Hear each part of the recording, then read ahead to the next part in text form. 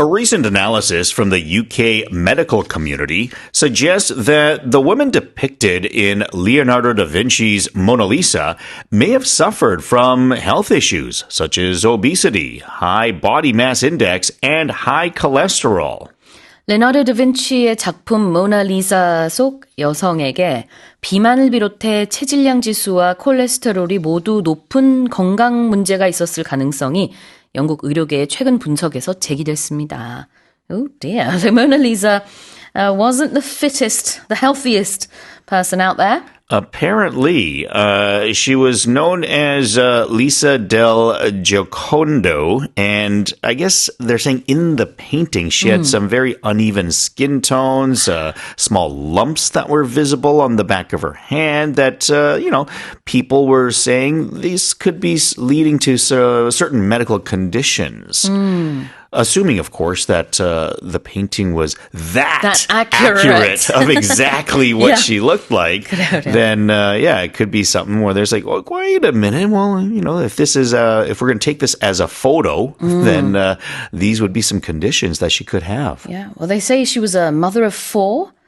So again, just considering everything that comes with giving birth, especially if you've had that many children, then it's not surprising that she might have had some health issues, but to be able to tell that you had, cholesterol or obesity issues is quite remarkable. Yeah. And, this is just something that was discussed within the medical community there. So it's probably just kind of a fun thing, I would imagine, that they started chatting about rather than like, let's analyze this painting in this particular way.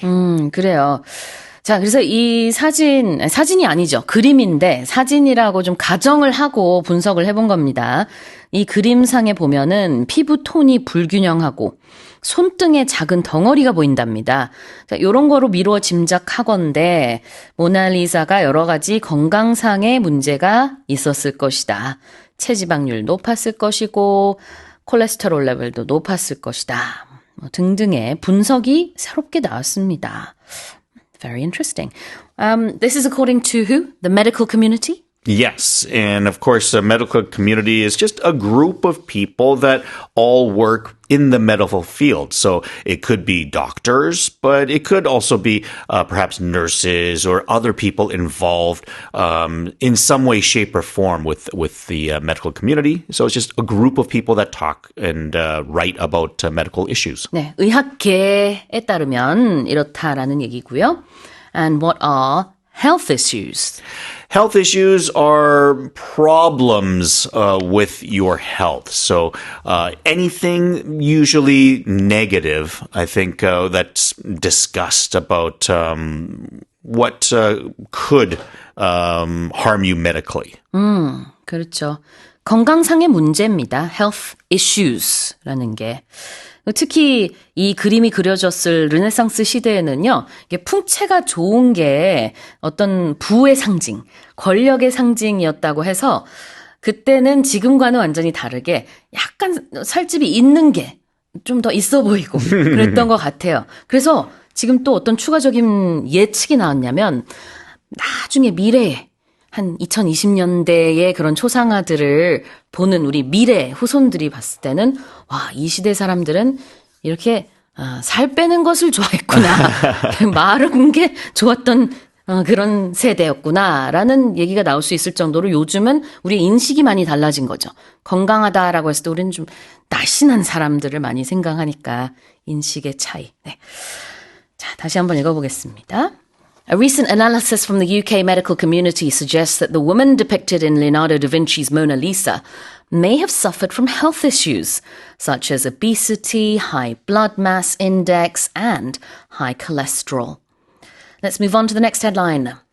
Chewing food thoroughly acts as a vital blood pump for the brain, delivering cognitive and digestive benefits, including heightened memory, reduced stress, and enhanced calorie control, according to the BBC. BBC 보도에 따르면 음식을 충분히 씹는 습관은 뇌로 공급되는 혈류량을 늘려 기억력 향상, 스트레스 완화, 칼로리 조절 능력 강화 등의 인지 및 소화 관련 이점을 가져다 주는 것으로 나타났습니다.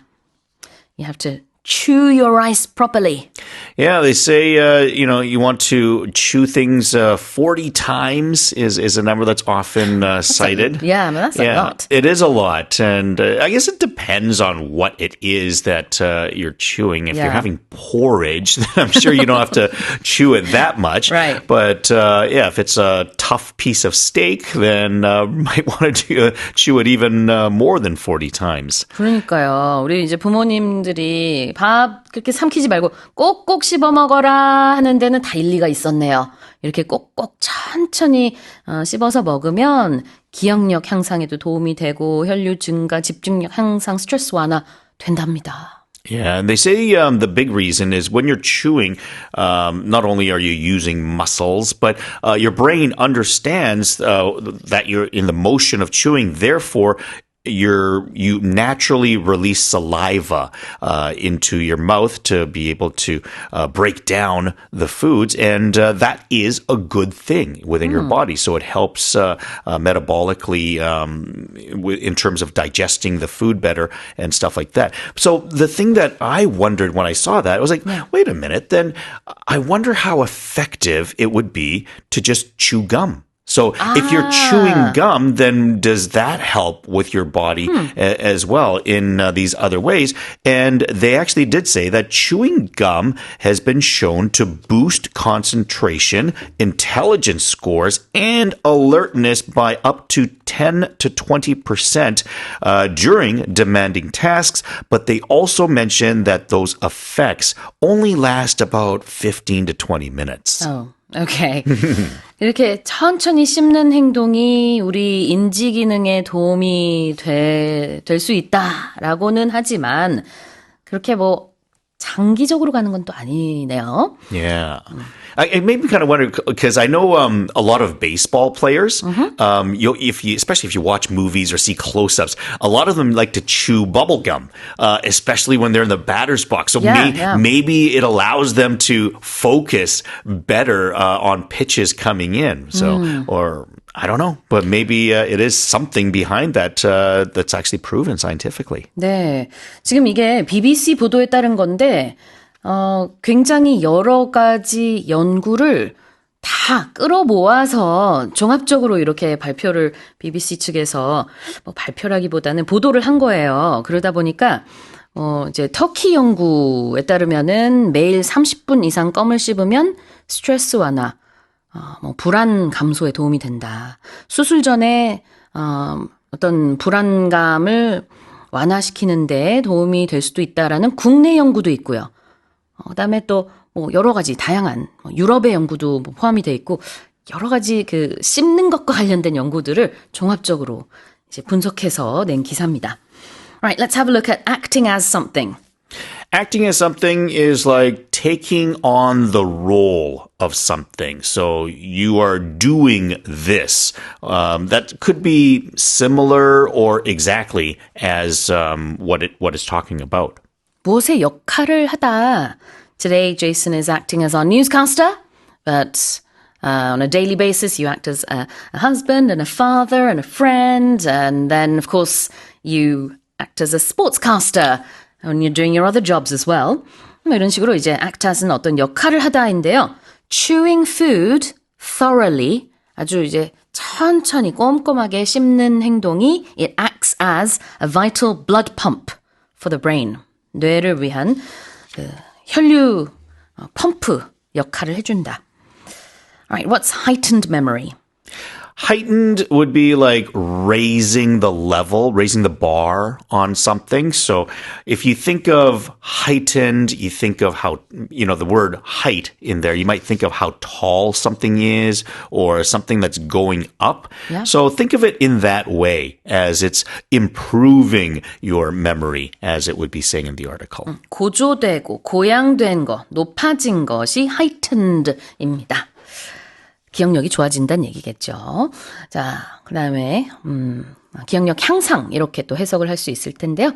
다시 한번 읽어보겠습니다.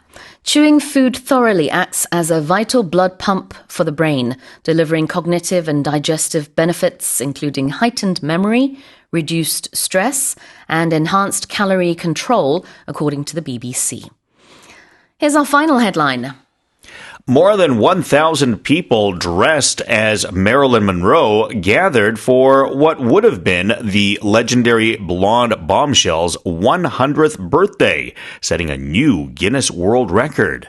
매력적인 금발 미녀의 대명사인 전설적 배우 마릴린 먼로의 탄생 100주년을 기념하기 위해 1,000명이 넘는 사람들이 먼로의 분장을 하고 한자리에 모여 이 부문 기네스 세계 기록을 세웠습니다. Tell us more. Yeah, so a total of 1,037 Marilyn Monroe impersonators gathered. This was in downtown Palm Springs. And yeah, they set a new record. The former record stood at just 254 impersonators. That was back in 2020 in Australia. And people, the organizers, they were hoping to get 500 impersonators. But yeah, they got much more than they bargained for with over 1,000, more than double their intended goal. So 1,000 people dressed in that iconic white dress. Is it The 7-Year Itch? I don't know the exact movie, but yeah, 네. The title anyways. But yeah, I think we know the iconic dress that she's always wearing. 네, 그렇습니다. 메릴린 먼로의 너무나 아이코닉한 흰색, 그 바람에 날리는 그 치마 있잖아요. 바로 이제 7년 만에 외출이라고 우리말로는 번역을 했었는데 영어로는 7-Year Itch거든요. 그 영화 속 그런 그 모습을 좀 연상시키는 모습으로 1,000명 이상이 모였습니다. 메릴린 먼로는 1926년 6월 1일 태어났습니다.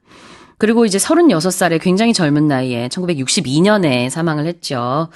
근데 바로 2026년 6월 1일 며칠 전이 메릴린 먼로 태어난 지 딱 100년 되는 날이었습니다. Alright, let's have a look at what would have been.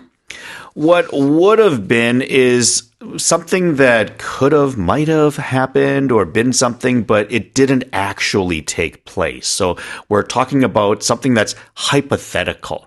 So she was not alive for her 100th birthday, but if she were alive on that particular date, then that would have been her 100th birthday. 그렇죠. 살아 있었다면은 뭐뭐였을 것이다. 이 느낌이에요. So the 1st of June 2026 would have been Marilyn Monroe's 100th birthday had she been alive. What about blonde bombshell? Blonde is talking about the color of her hair. Yeah. And a bombshell is an expression we'll use to describe someone who's very attractive. And I would say typically we're talking about a female. So an attractive female of some sort. And back in those days, I mean, yeah, Marilyn Monroe was seen as an icon of beauty and certainly someone that was very attractive to everyone. 그렇죠. 보통 여성한테는 bombshell이라고 예전에 많이 했었어요. 요즘에는 PC 세상이기 때문에 이런 표현도 잘 안 씁니다만 그래도 어쨌든 마릴린 먼로의 시대에는 bombshell 그러면은 이제 정말 매력적인 섹시한 여자 그런가 하면은 이제 너무나 매력적인 남자 가수 뭐 보이밴드 멤버 heartthrob 아니면 뭐 이제 남자 배우 heartthrob 이렇게 많이 부르기는 했었죠. 자, 근데 이제 마릴린 먼로가 또 금발머리로 굉장히 유명하잖아요. 원래 태어났을 땐 그 머리 색깔 아니었다고 해요. She wasn't a natural blonde. 그렇지만 그런 이미지로 제일 유명하죠. Blonde bombshell. 자, 다시 읽어보겠습니다. More than 1,000 people dressed as Marilyn Monroe gathered for what would have been the legendary blonde bombshell's 100th birthday, setting a new Guinness World Record. And that's it for the headlines.